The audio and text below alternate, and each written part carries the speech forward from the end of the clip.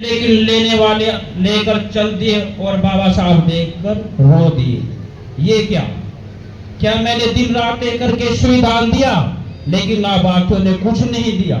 मेरे को पढ़े लिखों ने धोखा दिया।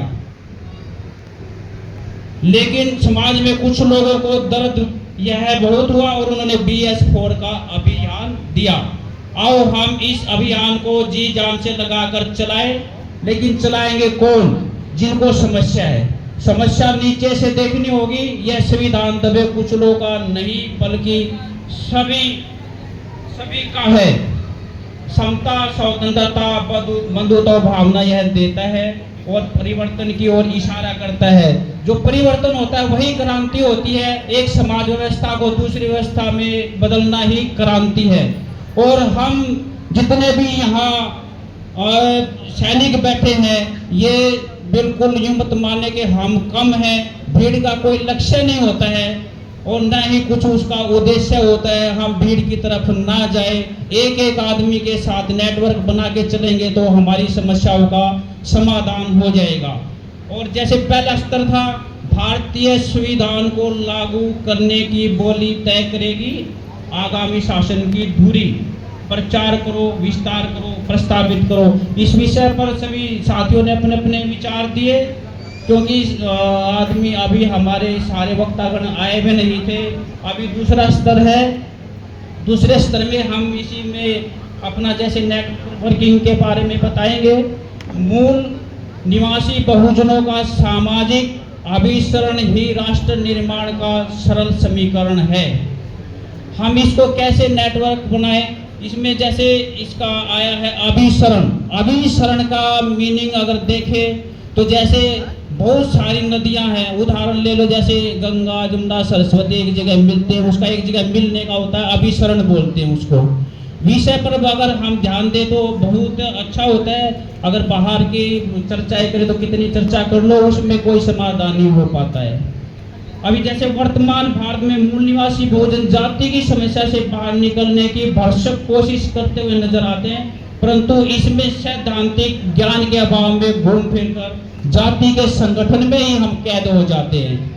इतना ही नहीं, अपनी संतुष्टि के लिए अपने जुड़े हुए अंतरजातीय सामाजिक संबंधों को तोड़ते हुए जुड़ने वाले जो गुण हैं उनको तोड़ने की बजाय जोड़ने की बजाय तोड़ने वाले गुण धारण करके बैठ जाते हैं। अभी इसमें बाबा साहब ने एक हमारे को किताब दी है, एनहिलेशन ऑफ द कास्ट। अगर उसको पढ़ते हैं तो हमारी सारी समस्याओं का समाधान हो जाता है।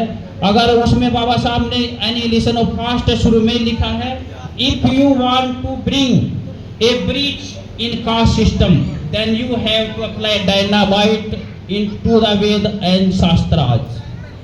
हमारे जो वेद और शास्त्रार्थ है उसके अंदर ना कोई तर्क है, ना कोई सदाचार है, क्योंकि उनमें अगर हम तर्क करते बस ये बोल देते भी बैठ जा, जो लिखा है वही मानना पड़ेगा।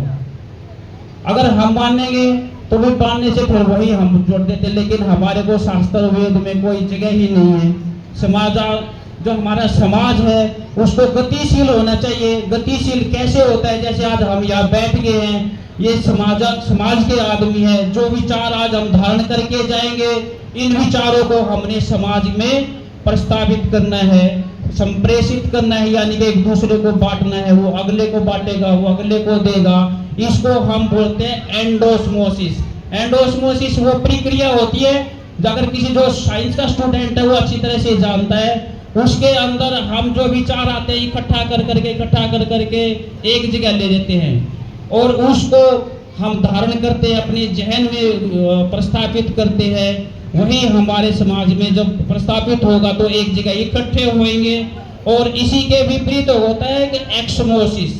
एक्समोसिस किसका उसका विपरीत है। एक्समोसिस के अंदर हम जाते हैं तो हमारे को एक्समोसिस जो समाज में जाएंगे वो एक्समोसिस होएगा, लेकिन वो विचारधारा को हमारी जो संरचना है जो चारों तरफ फैली इकट्ठी हुई है, उस विचारों को हम इकट्ठा करके हम उसको अपने जो हमारा सराउंडिंग एरिया है, जैसे वातावरण है, उसको बाहर नहीं जाने देंगे और उसी को हम अगले जैसे धारा आएगी उस धारा से उसको जोड़ देंगे। ऐसे जैसे नेटवर्क सिस्टम होता है, एक तरह से जैसे उदाहरण लेते हैं हम बिजली बनाने की, बिजली जहाँ बनती है, अगर वो इसकी बिजली एक जगह, वहां से हम खंभों को नहीं जोड़ेंगे, तारों को नहीं जोड़ेंगे, तो वहीं उसका कोई फायदा ही नहीं है।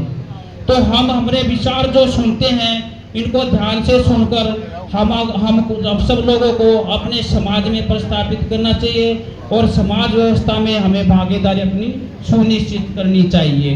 अभी हमारा जो विषय था, अभी मूल निवासी बहुजनों का सामाजिक अभिसरण ही राष्ट्र का सरल समीकरण है। तो ये हमारे जो हम समीकरण यहाँ सीखते हैं, उन सब लोगों को समाज में जाके उसको प्रस्थापित करना चाहिए। और अभी जो हम जितने भी हैं बिंदु हैं, उन सब की प्रक्रिया को सब में बांट देना चाहिए। और इसी के तहत हमारा जो BS4 का अभियान है, इसमें सिस्टम चलाया हुआ हमारे को NCCMBO यानी कि national coordination and cooperation of मूल निवासी बहुजन ऑर्गेनाइजेशन। इसके जो हमारा जो विषय है, ये जोड़ने का है।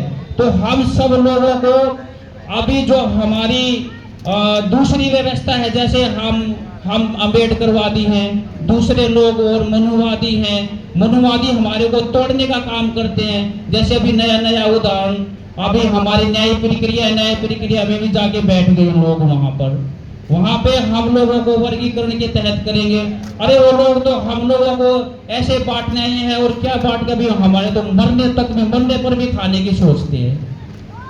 और हमारे बाबा साहब जैसे हमारे महापुरुष है, ये बोल के गए हैं, अगर हमारे घर में अंदर कर कोई मौत भी हो गई है और मनुवाद के विरुद्ध हमारी कोई मीटिंग हो रही है, कोई संगोष्ठी हो रही है, तो उस आदमी उस मरे हुए को छोड़ के तो मिट्टी है कि वो विचार सुनने जाओ। और वे तो क्योंकि मनुवादी तो उसके ऊपर खाने की भी सोचते हैं। तो मेरी सब आप लोगों से ये गुजारिश है, जो भी यहाँ पर आते हैं, हमारे को समाज में जाके ये सारी बातें बतानी चाहिए।